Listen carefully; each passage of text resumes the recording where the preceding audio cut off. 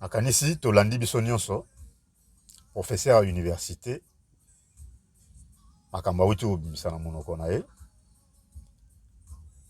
mais ekamwisaki nga parce que vidéo ça fait un moment ecirculaka et aucune réaction ya bakoti nyonso mais nameki konote yango parce que makambo azo koloba na cc baza kotraduire mais ntango mosusu baninga mosusu bamoni mpenza basentir ampleur ya maloba oyo professeur wana abimisi te liboso ya baétudiant na ye basentir ampleur nango te bato mingi peut-être basentir ampleur nango te mais franchement na se donnaki lisusu la peine ya konote maloba professeur wana alobaki donc abandi koloba na ye mpenza abandi koloba boye. Historiquement, l'Afrique a été fondamentalement dans la prospérité mondiale des pays avancés.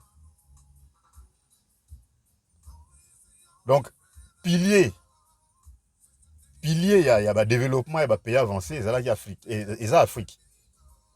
Et l'Afrique avait un rôle à jouer en tant que producteur de matières premières. Nous ne permettrons pas à l'Afrique subsaharienne, à préciser madame, ou l'Afrique subsaharienne, d'échapper à cela. Nous faisons tout pour maintenir l'Afrique subsaharienne où elle est, en l'appauvrissant. Donc, ça, la nyonso va maintenir l'Afrique subsaharienne dans la position où elle est. Dans pauvre. C'est absolument vital pour la prospérité de tout le monde. Tout le monde dans Azolobawana, donc Amérique du Nord, Occident, Asie, Europe. Et cela signifie que toutes les structures économiques, toutes les institutions mondiales, la Banque mondiale, la FMI, tout, la UNESCO, et l'économie que nous enseignons à tout le monde sont toutes conçues pour maintenir l'Afrique exactement là où elle est. Kilo ya maloba ya boye. Et quand vous êtes indifférent, biso ba noir, biso ba africain. Tous les lara passi. Tout le monde a qui passe na biso, net biso na Congo boye lelo ah ba Rwandais batu baza ba responsable à passi na biso. Mais non. Et que ce soit l'Europe ou les États-Unis et maintenant la Chine, c'est toujours la même chose. Nous avons besoin que l'Afrique soit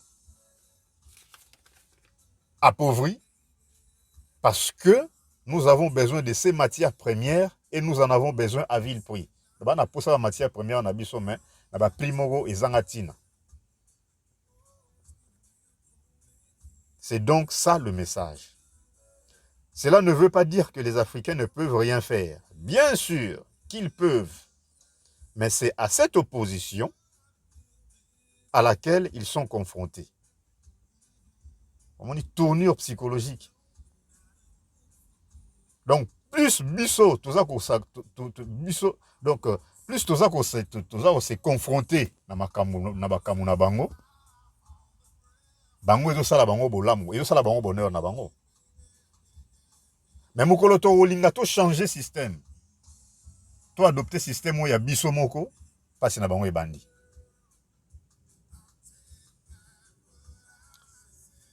Parce que si l'Afrique fait quelque chose de différent, je vous assure que le niveau de vie de tous en Afrique, et en Europe, pardon, en Amérique du Nord et en Asie, va baisser. Et c'est un gros prix à payer. Je vous assure que l'Occident ne le permettra pas sans un combat acharné. Combat acharné, on a ba lobby, et ça y a mindo qui était bandé konanga. Et ça va genre ba combat idéologique.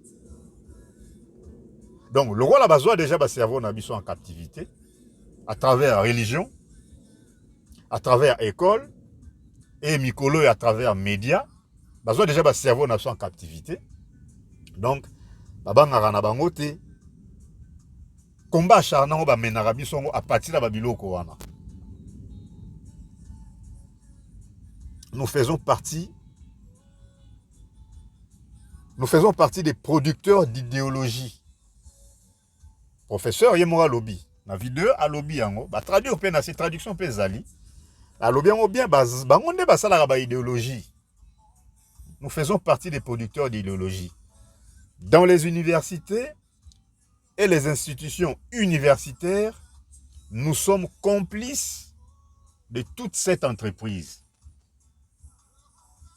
Bango nyonso na ba universitaire yango tozo ba mundele même oui mundele même wa za na étudiant aza complice ya pasi na biso parce que bazo préparer déjà lobby ndenge nini akoki konyokola ba africain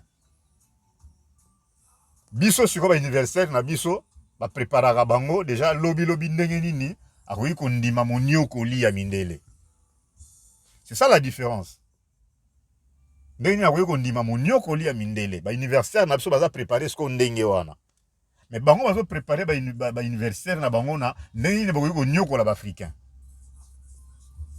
Piège en place yango ezali. Au moins ba guerre idéologique, ça se passe au niveau des écoles, au niveau des universités.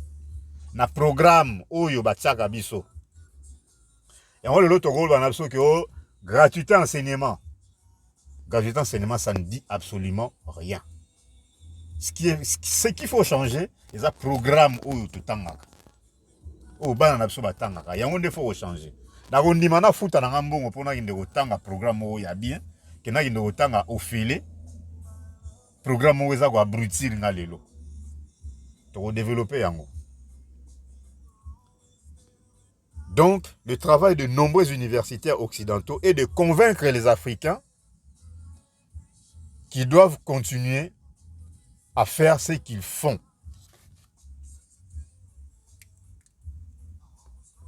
Donc, va convaincre biso, tout continuer au sala, tout continuer au sala. Tout le monde a une solution, et leur montrer que c'est de votre faute si vous êtes pauvre. Bon?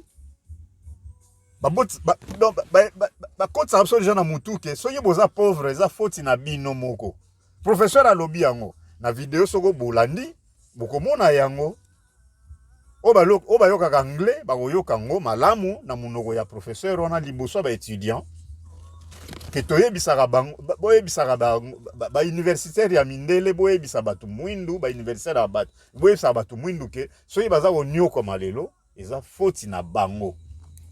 Yango to tsana ona munoko so to nyoka malelo biso moko pasi na biso moko mutu mwindo alingi ndeko ne mutu mwindo te to lingani te yango wana mais to ebite ke za ba concept moko eza ba idéologie moko ba kotsa biso ngo e utaka libande pa ya mindele.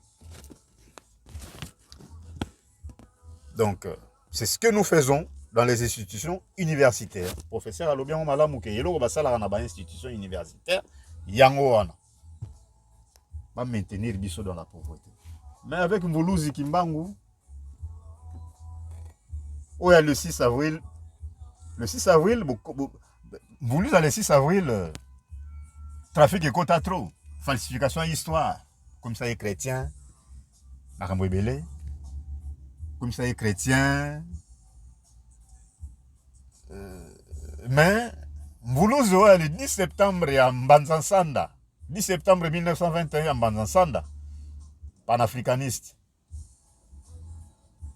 grand panafricaniste. Il y a un boussole, il y a un mtatali sabiso nyonso oyo ezo sala malelo aloba na biso ngo déjà en 1921 le 10 septembre. On a Mvuluzi ya panafricaniste. On a moins beau falsifier l'histoire na ezati. Il y a le 6 avril bogo falsifié bogo comme ça que chrétien. Bogo comme ça na bino musulman né boligné un jour.